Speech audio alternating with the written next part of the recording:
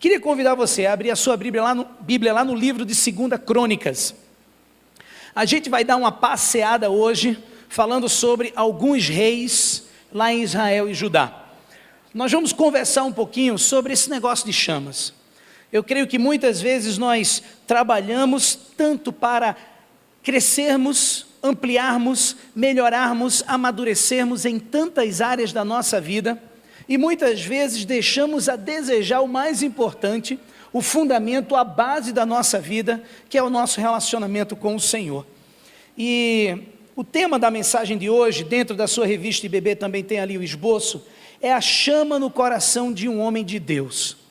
Eu creio que todos nós precisamos acender essa chama, ou talvez alguns de nós reacender essa chama no Senhor. Olha o que diz 2 Crônicas 31, 21.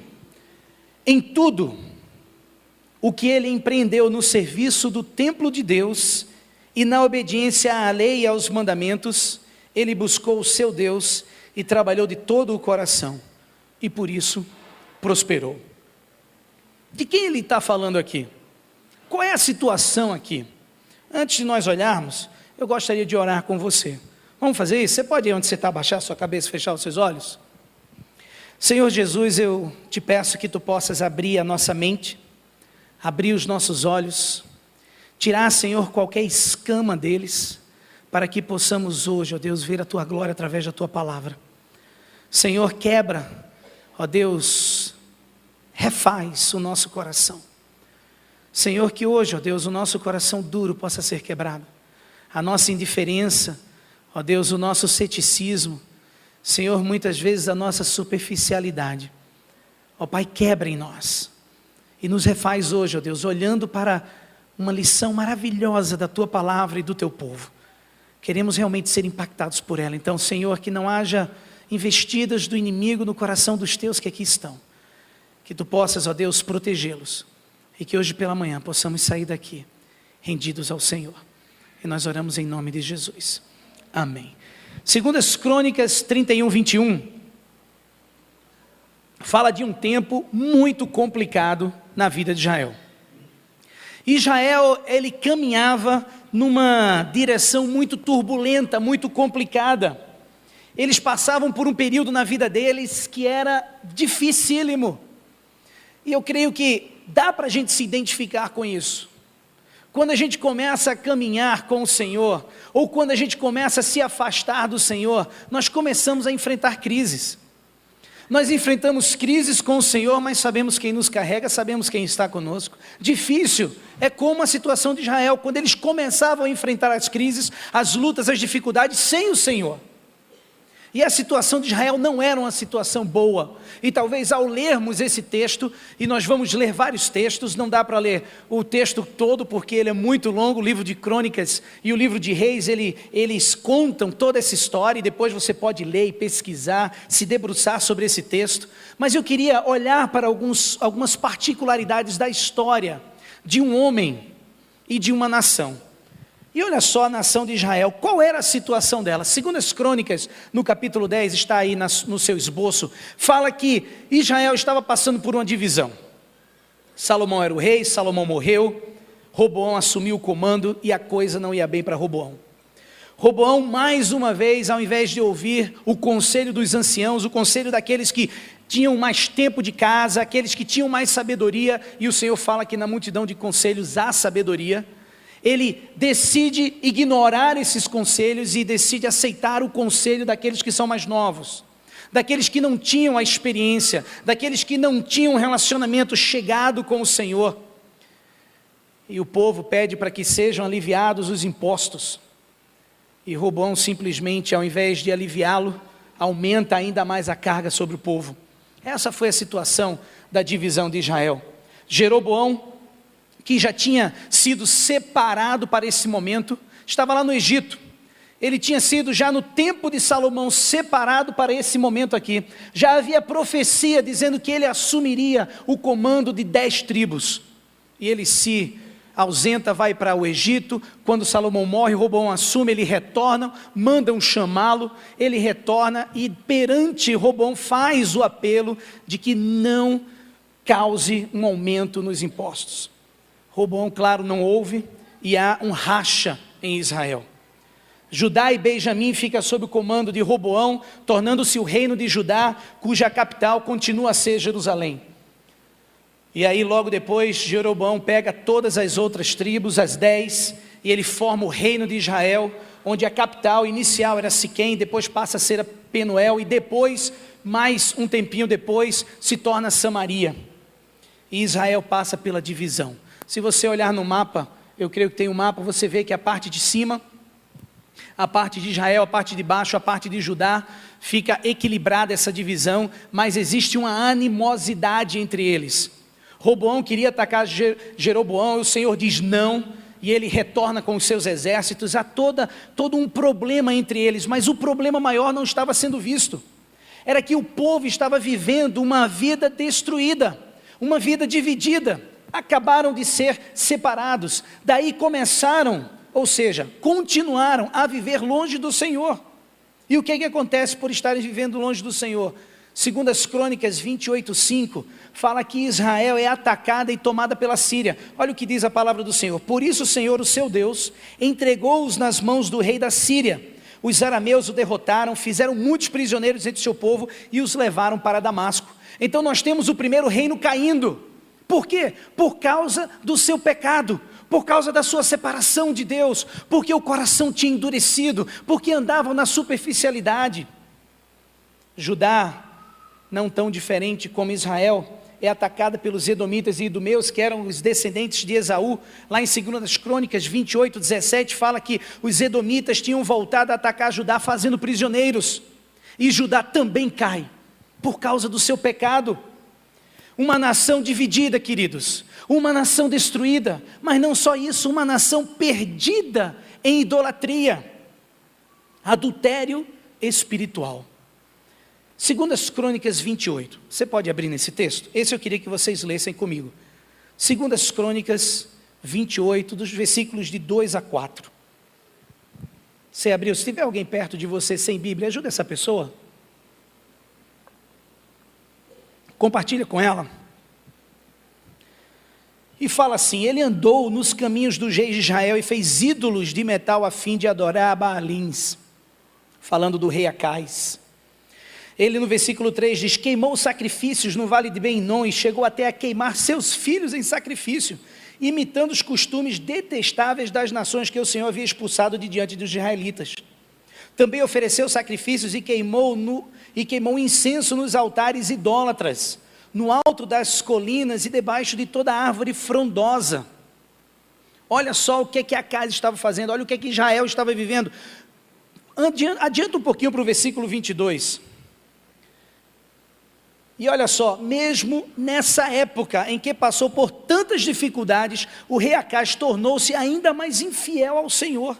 Ele ofereceu sacrifício aos deuses de Damasco que o haviam derrotado, pois pensava: já que os deuses da Síria os têm ajudado, oferecerei sacrifícios a eles para que me ajudem também.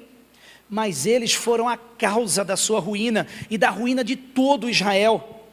Acais juntou os utensílios do templo de Deus e os retirou de lá, trancou as portas do templo do Senhor e ergueu altares em todas as esquinas de Jerusalém. Em todas as cidades de Judá construiu altares idólatras para queimar sacrifícios a outros deuses e provocou a ira do Senhor, o Deus dos seus antepassados. Quantas vezes, queridos, no nosso dia a dia, quando passamos por dificuldades, por causa dos nossos próprios pecados, nós buscamos nos alinhar, buscamos parcerias com o mundo e não com o Senhor.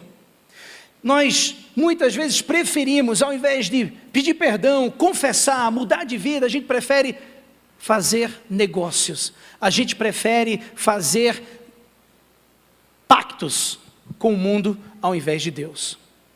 Era isso que Israel estava vivendo: divisão, destruição, idolatria. Ao olhar para esse texto, eu estava lá em João Pessoa preparando essa mensagem e pensando: Senhor, o que o Senhor precisa fazer no nosso coração para que nós mudemos? E aí o Juba em Chamas veio a calhar. O Senhor precisa reacender a minha paixão por Ele. O Senhor precisa queimar meu coração de novo por Ele. O Senhor precisa agitar, o Senhor precisa quebrar, o Senhor precisa tirar as escamas, o Senhor precisa me chacoalhar de um jeito tal que vão ouvir lá no Japão o que Deus está fazendo na nossa vida, o que Deus está operando em nós. E foi isso que um rei chamado Ezequias fez. E este era o homem que eu queria compartilhar com você, porque deixa para a gente um momento preciosíssimo na palavra do Senhor. Quando a nação estava dividida, destruída e perdida em idolatria, o que muitos de nós estamos vivendo hoje, a divisão do nosso coração. Você já parou para pensar? Estava conversando com um jovem que disse assim: pastor, às vezes me dá uma saudade tão grande da minha vida antiga. Que caca, né, ouvir um negócio desse? Mas aí você pergunta assim: e eu, será que não tive? Também em algum momento? O povo queria voltar para o Egito, lembra? Lá no Egito nós temos isso, isso e isso. Não lembravam que eram escravos. Não lembravam de todo o jugo que o egípcio colocava sobre eles. A pergunta é: você quer voltar para o tempo antigo? Você quer apostatar? Você quer abrir mão daquilo que o Senhor fez por você? Da sua vida com o Senhor, aquela que traz esperança, mudança, que traz aconchego, direção, cuidado. Irmãos, muitos de nós estamos divididos. Até estamos aqui hoje de manhã na igreja, mas com um coração boçal, com um coração que é soberano, acima de tudo, não está nem aí para Deus, um coração que é pautado no orgulho, na vaidade, um coração que prefere só ver os erros, só criticar, só causar divisão. O Senhor nos chama não para vivermos dessa forma, o Senhor nos chama para vivermos de uma outra forma, de uma forma onde possamos glorificar a Deus com tudo aquilo que somos, sem divisões no nosso coração, sem servirmos a Deus e a Baal, ou a Deus e a Mamon, ou a Deus e ao dinheiro, ou a Deus e qualquer outra coisa. E você pode preencher o espaçozinho da outra coisa, porque para cada um de nós talvez seja diferente, mas nós lutamos para não servirmos ao Senhor. E temos essa luta em nós, e Gálatas já falava sobre isso. Paulo fala que há uma luta entre o nosso espírito e a carne. E meu irmão, se não alimentarmos o nosso espírito, adivinha? A nossa carne toma conta, não precisa alimentá-la. Vivemos numa gravidade espiritual. Ao não investir espiritualmente em nós mesmos, nós estamos em contínua queda. Não precisa alimentar a carne. Nós já temos algo chamado natureza pecaminosa em nós, que veio lá de Adão, que foi transferida a todos os homens, e por isso nós somos pecadores, não porque pecamos, mas porque temos a natureza pecaminosa em nós, e por causa disso temos a tendência à queda, se não formos sustentados, fundamentados na palavra do Senhor e no relacionamento com Ele. Mas o que eu acho fera, é que Israel não ficou ali naquilo, sabe, ela não ficou vivendo na divisão, ela não ficou vivendo naquele momento de destruição. Talvez alguns de vocês estejam coletando a destruição na vida de vocês. Famílias divididas. Quando terminou a convenção em João Pessoa, eu tive a oportunidade de dar um pulo na casa de um tio e de uma tia que eu não os via fazia 17 anos. E tive a oportunidade de chegar lá. Eles eram envolvidos com o espiritismo e com a maçonaria, e eu tive a oportunidade de sentar com eles, e dar um abraço, e conversar, gastar um tempo lá, e compartilhar da palavra do Senhor com eles. Hoje estavam colhendo vidas destruídas, porque ouviram do Evangelho, e rejeitaram o Evangelho. Vidas destruídas. Filhos, meus primos no caso, passando por situações deprimentes, estarrecedoras, colhendo, por causa da divisão no coração, por causa da destruição, que, como Samuel bem falou, ele vem para matar, roubar e destruir. Satanás vem para isso, e não se engane, ele tem milhares de anos de experiência tentando o homem. Ele sabe onde apertar em você para você chiar, ele sabe apertar em você para você cair, ele sabe apertar em você para você abrir e dar lugar a ele. Não pense que não. Satanás está agora, neste momento aqui, só procurando por alguns de nós.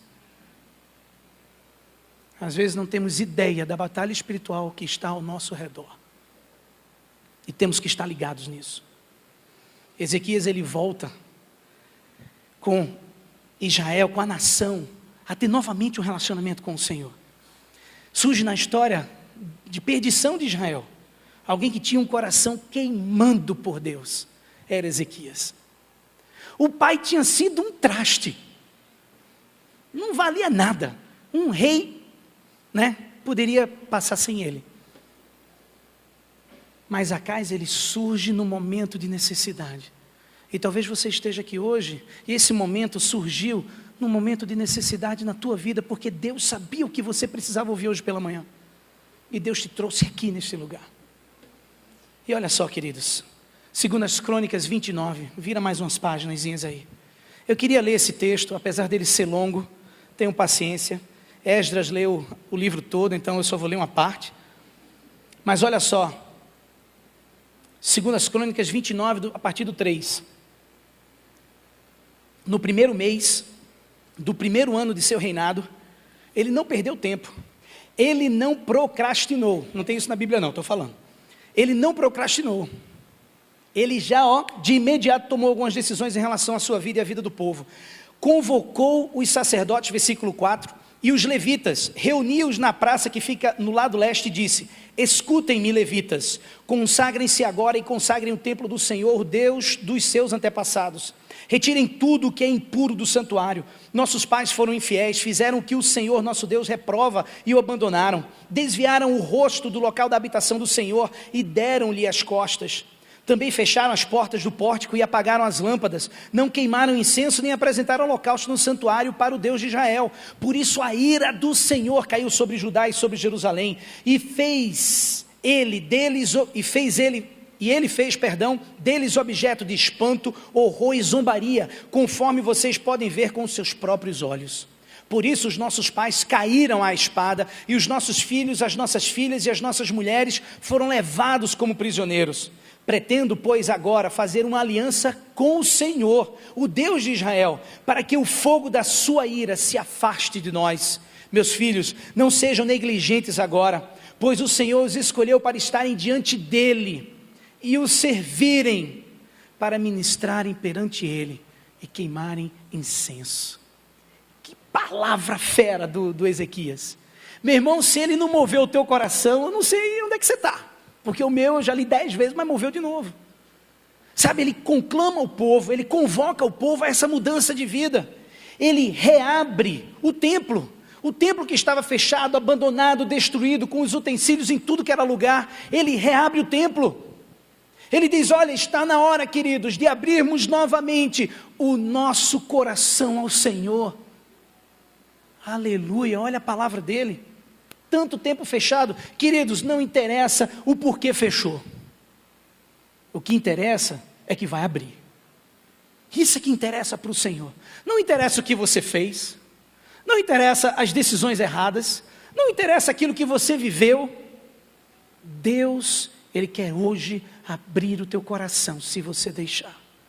Hoje Ele quer novamente ter um relacionamento contigo, mas tudo parte do princípio de que você abrirá o seu coração para o Senhor. Porque não adianta estar aí sentado, que Deus não chega com a perna na parede, na porta e abre tudo, escancara e arromba. Não, Deus, Ele pede para entrar. Ele quer ter um relacionamento com você. Ele te ama, independente do que você tenha feito ou deixado de fazer. Mas Ele não para por aí. Olha o versículo 20. Cedo na manhã seguinte, o rei Ezequias reuniu os líderes da cidade e juntos subiram ao templo do Senhor, levando 7 novilhos, 7 carneiros, 7 cordeiros e 7 bodes, como oferta pelo pecado, em favor da realeza do santuário de Judá. O rei ordenou que os sacerdotes descendentes de Arão sacrificassem os animais no altar do Senhor. Olha que fera. Ele reconhece a situação. Ele manda reabrir o templo, limpá-lo. E sabe o que ele faz? Ele oferta ao Senhor. Esse é um momento, queridos, de oferta. Sabe qual é o momento? De arrependimento e confissão. Restabelecer um novo relacionamento com o Senhor, ele requer perdão, requer confissão. Que fera, foi isso que ele fez. Ele chegou ali e disse: olha, vamos para lá que nós temos que oferecer já um sacrifício para limpar essa galera que estava tudo imundinho, mas imundinho, cheio de pecado, e precisavam ser limpos pelo Senhor. E ele oferta ao Senhor, porque o povo precisava. Queridos, se você abre o seu coração, Deus está pronto a te receber. Mas Deus não é bobo, não. Muitos de nós pensamos que Ele é, e a gente brinca com Deus. E a palavra do Senhor diz assim: ai daquele que cair nas mãos do Deus vivo, está lascado. É uma má notícia para você, você está lascado se você cair na mão do Deus vivo. Mas deixa eu dizer um negócio, o Senhor te chama não só para abrir o templo, mas Ele te chama para você confessar o seu pecado, do Senhor receber o perdão, e aí sim celebrar com alegria. Porque olha o que diz em 2 Crônicas 30, vira mais uma página, a partir do versículo 1, ele relembra a libertação do Egito, ele traz alegria novamente ao coração do povo. Ele diz assim: Ezequias enviou uma mensagem a todo Israel e Judá, e também escreveu cartas a Efraim e a Manassés, convidando-os para virem ao templo do Senhor em Jerusalém e celebrarem a Páscoa do Senhor Deus de Israel. O rei, seus oficiais e toda a comunidade de Jerusalém decidiram celebrar a Páscoa no segundo mês. Não tinha sido possível celebrá-la na data prescrita, pois não havia número suficiente de sacerdotes consagrados, e o povo não estava reunido em Jerusalém. A ideia pareceu boa tanto ao rei quanto a toda a assembleia. Então decidiram fazer uma proclamação em todo Israel, desde Berseba até Dan, convocando o povo a Jerusalém para celebrar a Páscoa do Senhor, o Deus de Israel, pois muitos não a celebravam segundo o que estava escrito. Queridos, celebrar a nova vida e salvação com o Senhor e com os irmãos, é isso que Ele quer de cada um de nós.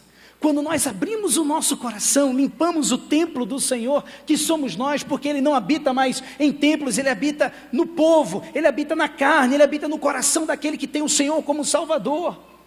Quando nós abrimos o coração, quando nós confessamos os nossos pecados, sabe o que acontece? Celebração.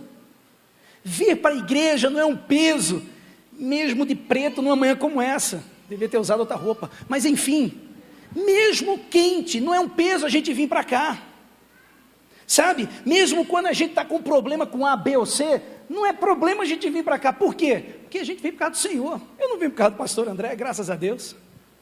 Eu não venho por causa do pastor A, B ou C, eu não venho por causa da banda A, B ou C, eu não venho por causa do fulano Beltrano, eu venho porque Deus nos conclama a reunirmos o corpo dele para adorá-lo. Isso é ser igreja. Não existe igreja sozinho, capite? Não existe, é antibíblico, é pecado. O Senhor nos chama para o corpo, e só no corpo podemos viver o verdadeiro evangelho do Senhor. Muitos vivem uma vida de enganação, pensando que dá para ser igreja sozinho. O sinônimo já leva a um entendimento que igreja é um corpo, são muitos, não um caboclo só. Ah não, eu estou bem com Deus. Está bem porcaria nenhuma, está mal com Deus. Por quê? Porque você não vive uma vida com a igreja. E é isso que Deus faz. Ele faz com que o povo celebre ao Senhor, celebre a salvação. Quando eles lembram da saída do Egito, eles lembram de como Deus operou um milagre naquela saída. Eles lembram das pestes, eles lembram de Faraó, eles lembram dos milagres. Eles dizem: ah, existe um Deus, e é o meu Deus, e Ele me ama. E não importa o que eu fiz antes, Ele está aqui de braços abertos me esperando, assim como está te esperando hoje. Isso é o que Deus faz. E com isso Ele acende a chama no coração do povo. E talvez essa seja a chama que você, que nós precisamos. Porque muitas vezes, queridos, nós somos tão superficiais, não é verdade? Muitas vezes nós somos, enfim, você sabe o que é que nós somos. Mas aí sabe o que é que acontece? Quando a gente faz isso, aí a gente começa a ofertar ao Senhor. E quando a gente pensa em oferta, a gente pensa em dinheiro, né? Mas não é só dinheiro não. Quando Deus move e a chama é novamente acesa, nós não podemos ficar parados e nos tornarmos simplesmente consumidores de cultos e igrejas. Já viu sanguessuga? Já viu sanguessuga espiritual? Pois é. O pastor Silvado pediria para você perguntar à pessoa do lado se ela é um sanguessuga espiritual. Mas eu não vou perguntar. Você é um sanguessuga espiritual? Você vem, senta na cadeira e só... E aí depois chega lá, irmão, que mensagem horrível. Irmão, a irmã estava tão desafinada, a banda uma porcaria. E viu como tinha pouca gente na igreja? E um calor, tá louco. Já viu gente assim? Mas eles simplesmente ofertaram. Devemos nos envolver e servir ao Senhor com tudo que temos e somos. Vira uma página, por favor. Eu sei que a gente está lendo a Bíblia, mas é uma bênção, né, quando a gente lê a Bíblia. Abre lá a página agora, vira uma página, 2 Crônicas 31, 3 a 6. Eles ofertaram, meus queridos, de tudo o que eles tinham. Olha só, o rei contribuía com seus bens pessoais para os holocaustos da manhã e da tarde, para os holocaustos dos sábados, das luas novas e das festas fixas, conforme o que está escrito na lei do Senhor. Ele ordenou ao povo de Jerusalém que desse aos sacerdotes e aos levitas a porção que lhes era devida, a fim de que pudessem dedicar-se à lei do Senhor. Assim que se divulgou essa ordem, os israelitas deram com generosidade o melhor do trigo, do vinho, do óleo, do mel e de tudo que os campos produziam. Trouxeram o dízimo de tudo. Era uma grande quantidade. Os habitantes de Israel e de Judá, que viviam nas cidades de Judá, também trouxeram o dízimo de todos os seus rebanhos e das coisas sagradas dedicadas ao Senhor, o seu Deus, ajuntando-os em muitas pilhas. Olha que fera. Queridos, quando Deus move e move tudo. Por isso que não tem como o caboclinho chegar para vocês e dizer assim, eu estou fera com o Senhor, e o cara não entrega um dízimo, tá nada. Eu estou fera com o Senhor, mas os caras não servem na igreja, tá nada. Não tá. Porque é consequência natural de quem se relaciona com o Senhor. Lá em casa, a gente não para. Pode estar ruim, pode estar bom, pode o dinheiro dar ou não dar, a primeira coisa que sai é o dízimo. E aí, se entrar no cheque especial, a culpa é minha, não é do Senhor. Por isso que sai primeiro aquilo que é do Senhor. Tudo é dele. Mas aquilo eu tenho que, com obrigação, devolver ao Senhor com alegria. Aqui ele não disse, olha, se você tiver afim, entregue. Não. Ele ordenou que fosse entregue. Interessante como nosso coração tem mudado tanto, né? E a gente tem vivido o evangelho do que, se faz bem, se é legal, se não tem problema, eu vou. Se o campo missionário não tiver problema, porque o Senhor está confirmando. Que nada, meu irmão. Vai ter problema em qualquer lugar. Você já viveu em algum lugar onde não tem problema? Tem problema em qualquer lugar. Agora, Deus, quando nos dá paz no coração, meu irmão, não interessa o tamanho do problema, a gente sabe que está no lugar certo. A gente sabe que está fazendo a coisa certa. E olha só, eles não só ofertaram de tudo que tinham, eles ofertaram em abundância. Olha o versículo 10. O sumo sacerdote Azarias, da família de Zadok, respondeu, desde que o povo começou a trazer suas contribuições ao templo do Senhor, temos tido o suficiente para comer e ainda tem sobrado muito, pois o Senhor tem abençoado o seu povo, e esta é a grande quantidade que sobra. Olha que bênção. Nós tivemos, no início do ano, já as primeiras audições para o Ministério de Louvor e Adoração da Juventude. E eu vou dizer, Deus está abençoando, porque tem muita gente querendo servir. Eu tenho jovens que estão esperando células multiplicarem para se tornarem líderes de célula. Sabe aquela história de ser líder é um fardo? Isso é para quem não está bem com Deus. Ser líder é privilégio. Deus podia fazer sem você, então se Ele te dá a oportunidade de ser, é porque é um privilégio para você servir junto com o Deus dos deuses, o Senhor dos senhores, o Rei dos reis.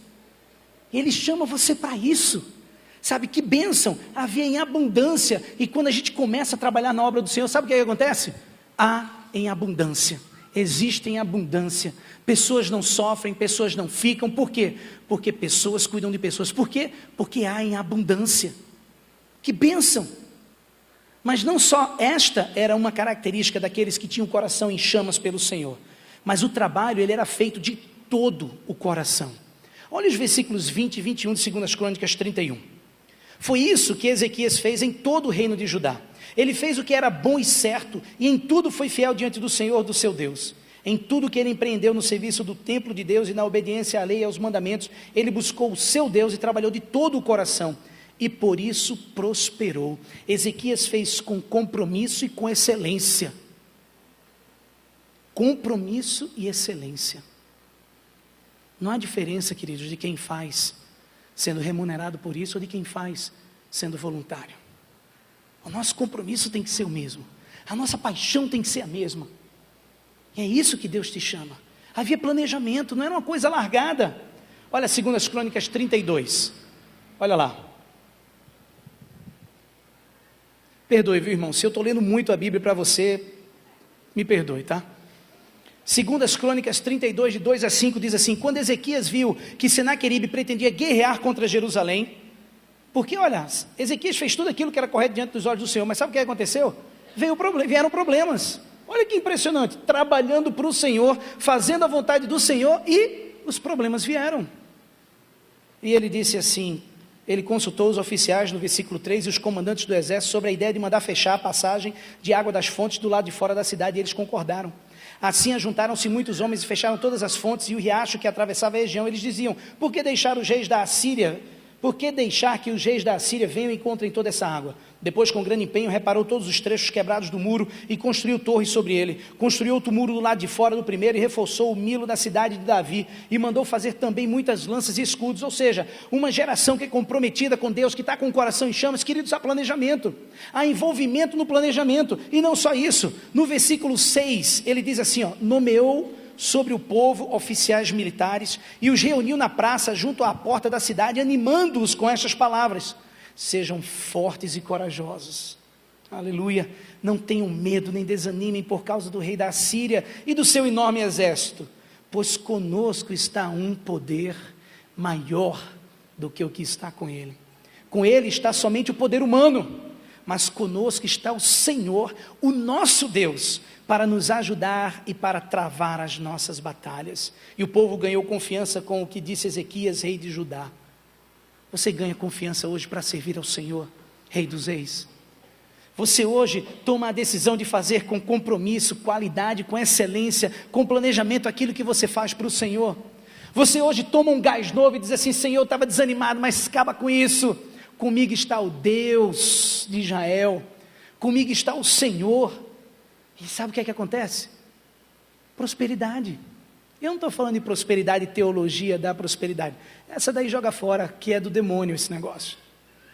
O que eu estou falando aqui é que prosperidade, Deus ele abençoa. E a gente cresce no nosso relacionamento com Ele, a gente prospera. A gente prospera no nosso relacionamento com a nossa família, a gente prospera. A gente prospera no nosso relacionamento com a igreja, a gente prospera. A gente prospera financeiramente, também faz parte. Não é barganha com Deus. É que Deus tem prazer em abençoar o seu povo. Olha o que diz, segundo as Crônicas 32:30, a segunda partezinha ali. Ele foi bem sucedido em tudo o que se propôs a fazer. Você está numa direção atribulada? Está turbulento o momento no qual você está vivendo? A gente passa mal, né? Eu estava retornando para cá e peguei um voo pinga-pinga, eu nunca tinha para poder chegar aqui na hora. Saiu de Recife, foi para Salvador, e de Salvador para Congonhas. Meus queridos, quando chegou perto de Congonhas, mas tinha uma turbulência horrível. Não sei se era o avião, se era o piloto ou se era realmente turbulência, mas era horrível. Aquele negócio balançava, ia para cima, ia para baixo, ia para tudo que é canto. E eu vi uma pessoazinha assim do meu lado direito, já pegando o saquinho ali, né, aquele saquinho próprio, e ficou com ele na mão. E eu só olhei, estava no corredor, eu já fiz assim, né? Pelo menos pegaria só nas costas.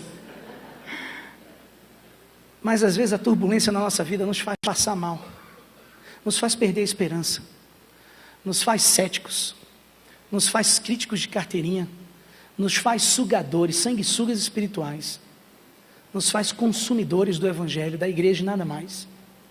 Querido, eu estou aqui hoje de manhã para te animar e dizer: não tem só isso na igreja do Senhor, não. Quando a gente se relaciona com Deus, meu irmão, a gente vai muito mais além. Por isso que ele fala, Efésios 3:20, aquele que é poderoso para fazer o quê? Infinitamente mais do que tudo aquilo, conforme o poder do Senhor que opera em nós. Conforme o poder do Senhor que opera em nós. A gente sempre lembra da primeira parte, mas a gente esquece o conforme o Senhor opera em nós. Você está disposto a abrir o seu coração hoje para o Senhor? A servi-lo? Está cansado? Você é líder de célula, está cansado? Ano 2014 está assim, ai Senhor, eu vou passar minha célula para qualquer um, não aguento mais. Eu já senti isso. Quantas vezes? Eu não quero mais não. Essa sexta eu não quero ir para o médico. Você acha que eu não tenho não? É isso aí, meu filho.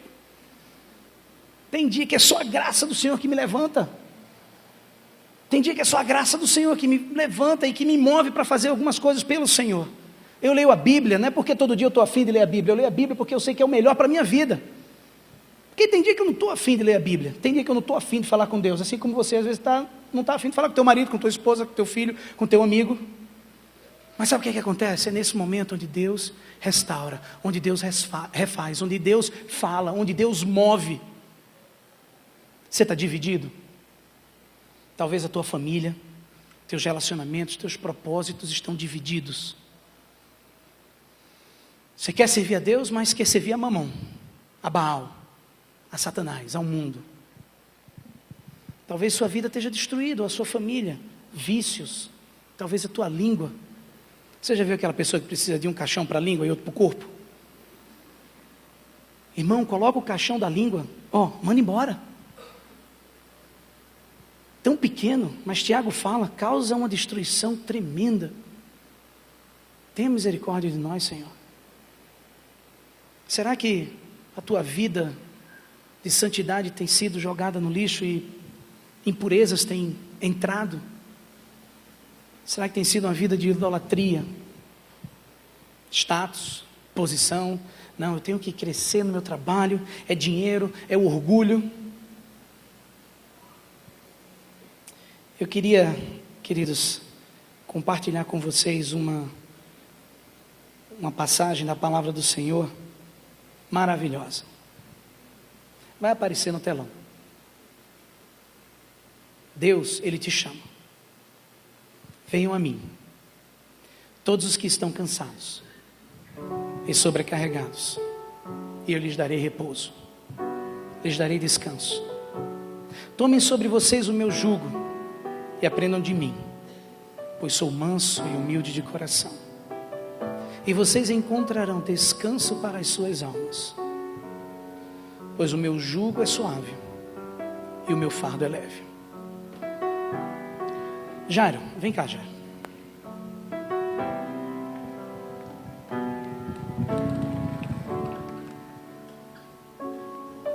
Eu queria compartilhar com você algo. E depois eu queria desafiar você. Às vezes nós estamos envolvidos na igreja de uma forma tão, eu diria assim, aos olhos humanos, abençoadora. Estou lá de manhã, de tarde, de noite. É pior que pastor. E aí,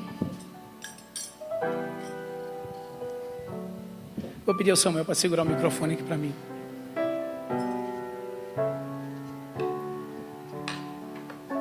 Coloca aqui até a metade. Aí, queridos, a gente faz assim, A nossa vida é que nem esse copo. E aí a gente pega, num momento atrás, a gente coloca Deus no copo. A gente coloca Deus na nossa vida. Sabe, Deus está lá, bênção, né? Deus está lá, Deus está fazendo, né? Deus está movendo, e aleluia por isso. E aí a gente começa a se envolver. E aí a gente começa, não, eu vou para o Juba, eu estou indo no MED, sou conselheiro lá do MED, não, eu sou líder de célula, não, eu sou líder em treinamento, não, eu ajudo no louvor. Não, cara, eu sou pastor da igreja. Não, olha, eu sou supervisor. Não, eu ajudo lá no ministério infantil, porque o ministério infantil é uma bênção. Não, eu sou ali da recepção. Eu ajudo na introdução do culto, abençoo ali. Não, eu tô lá no MIC Jovem, estou lá no MIC Master. Eu estou lá em tudo que é lugar da igreja fazendo o trabalho do Senhor. E chega um momento na nossa vida que o que é que acontece, gente? Acabou. A gente começa a ministrar, a gente começa a apresentar, a gente começa a viver com vidas secas, com vidas que já não estão valendo mais nada para aquilo que é o propósito maior do Senhor para cada um de nós. E a gente começa o quê? A se dividir, a se destruir e a viver em idolatria. Ezequias te chama, sabe para quê?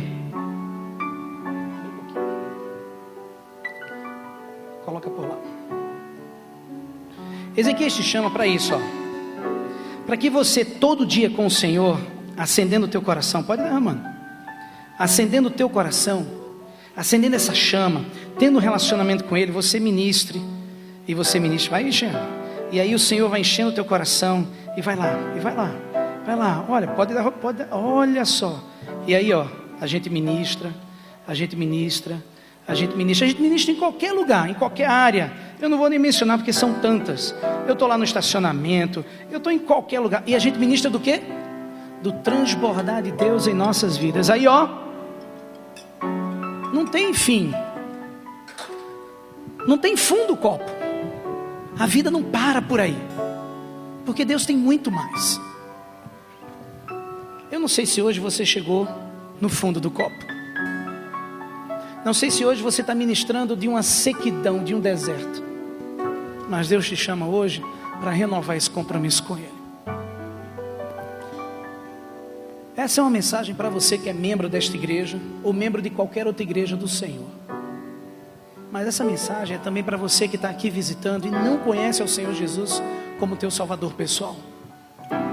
A palavra do Senhor diz que Deus nos amou de forma maravilhosa, de tal maneira incomparável, que enviou Jesus Cristo, seu único Filho, para morrer numa cruz, para que todo aquele que nele, no Filho dele crê, colocar a sua confiança, não morra mais, não vá para o inferno, mas tenha vida eterna. E essa vida eterna começa aqui, começa agora. E este é o convite que nós fazemos para você hoje, de conhecer a Jesus como teu Salvador pessoal. Ou se você já conhece, meu irmão, vamos ter um 2014 diferente. A gente já está em fevereiro. Hora de dar uma chacoalhada,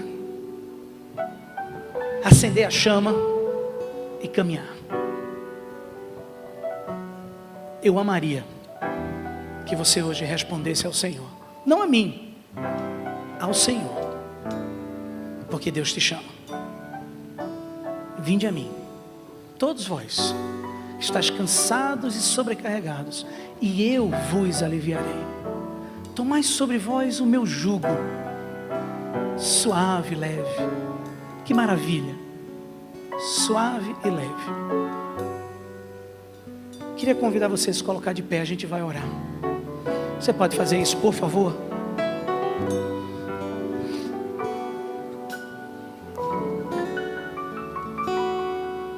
Você pode baixar a sua cabeça e fechar os seus olhos?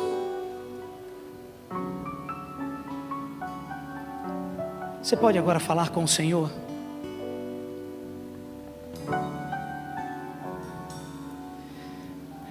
Essa é uma decisão entre você e Deus, meu irmão, e nós queremos ajudá-lo.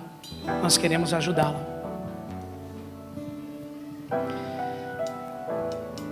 Se Deus está falando ao teu coração, eu gostaria de orar por você. Eu gostaria de interceder por você.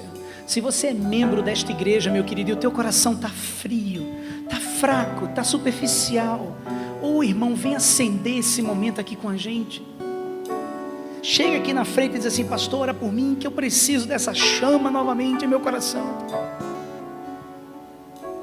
Jesus te espera, Jesus te ama, Deus te chama.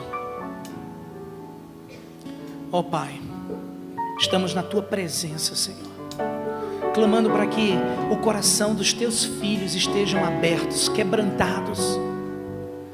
Senhor, que hoje não haja orgulho nem vaidade, mas que haja, Senhor, o simples fato de que Deus nos chama, assim como nós estamos, para nos restaurar, para acender aquela chama em nosso coração. Por isso, Jesus, não nos deixa que a timidez, não nos deixa que o receio, que o medo, o que A, B ou C vão falar, nos impeça de chegarmos ao Senhor hoje e dizermos: estou aqui, ó Pai. Confesso a minha iniquidade, confesso a minha limitação, confesso as vezes que eu quis fazer do meu jeito, da minha forma, e hoje eu me consagro ao Senhor. Ó Jesus, ajuda aqueles que precisam chegar aqui e dizer: Senhor Jesus, salva-me. Eu creio no Senhor Jesus, por isso escreve meu nome no livro da vida. Oh Jesus, ajuda-nos para que hoje isso seja uma realidade, porque Ele nos chama. Aquele que está cansado, aquele que já não aguenta mais, aquele que está frio, decepcionado, aquele que está em crise, Deus chama. Ele quer o teu fardo, meu querido.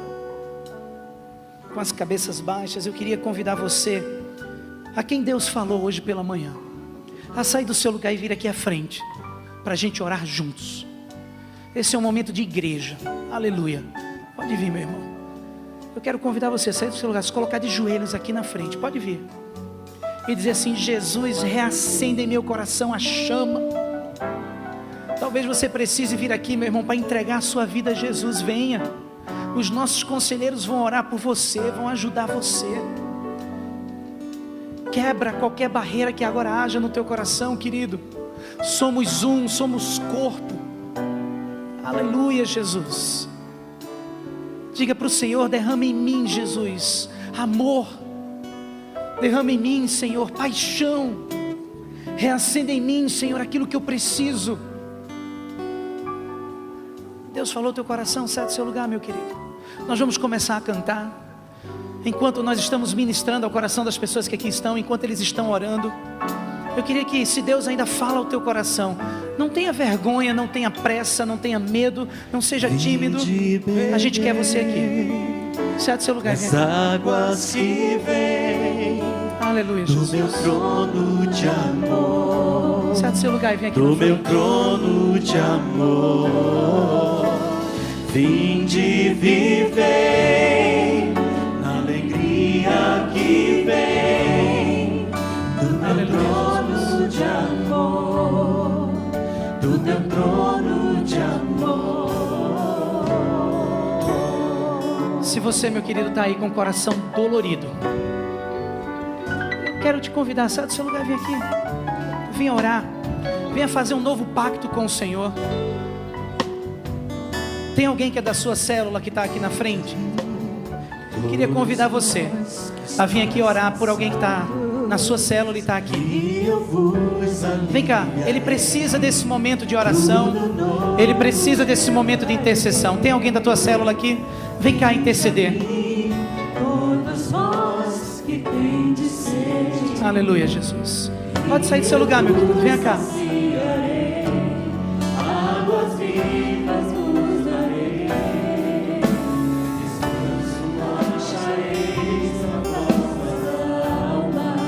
Descanso no Senhor, aleluia. Em todas as feridas sararei, um novo nome, nova vida vos darei, e vos mostrarei o meu amor. Vinde beber as águas que vêm do meu trono de amor, do meu trono de amor. Vinde viver a alegria que vem do meu trono de amor, do meu trono de amor. Você pode interceder por esses que estão aqui na frente? Vamos orar. Vamos orar.